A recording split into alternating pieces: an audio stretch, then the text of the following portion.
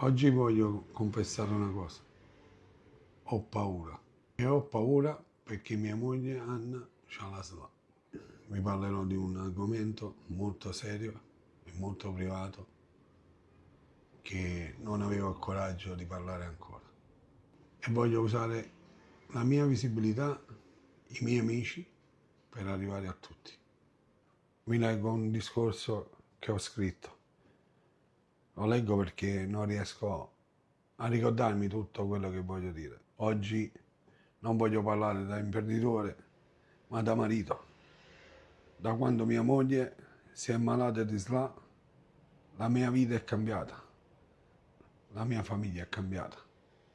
Ho conosciuto una realtà che fino a poco tempo fa vedevo solo da lontano, una realtà fatta di dolore, di speranza, ma anche di ostacoli, che una famiglia non dovrebbe mai affrontare da sola.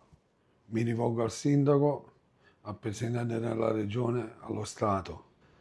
Noi siamo fortunati, posso permettermi di pagare tutte le terapie di Anna, logopedista, fisioterapista. Sono fondamentale per Anna, ma ogni giorno mi faccio la stessa domanda. Come fanno tutte quelle famiglie che non hanno questa possibilità? La possibilità di un fisioterapista, un logopedista, non è un lusso, sono una necessità. Eppure troppo spesso chi è malato è costretto ad aspettare o rinunciare perché il sistema non riesce a garantire un'assistenza adeguata. C'è poi un altro tema che mi sta particolarmente a cuore, la possibilità di accedere a tanti protocolli terapeutici più innovativi, compresi quelli basati sulle cellule staminali, che rappresentano una speranza concreta per tanti pazienti. Chiedo che si faccia tutto il possibile per accelerare i percorsi, sostenere la ricerca e dare alle famiglie risposte chiare e tempestive. Non sto chiedendo privilegi, sto chiedendo diritti. Mi considero una persona privilegiata perché posso affrontare economicamente questa situazione, ma la salute non può dipendere dal mio conto in banca.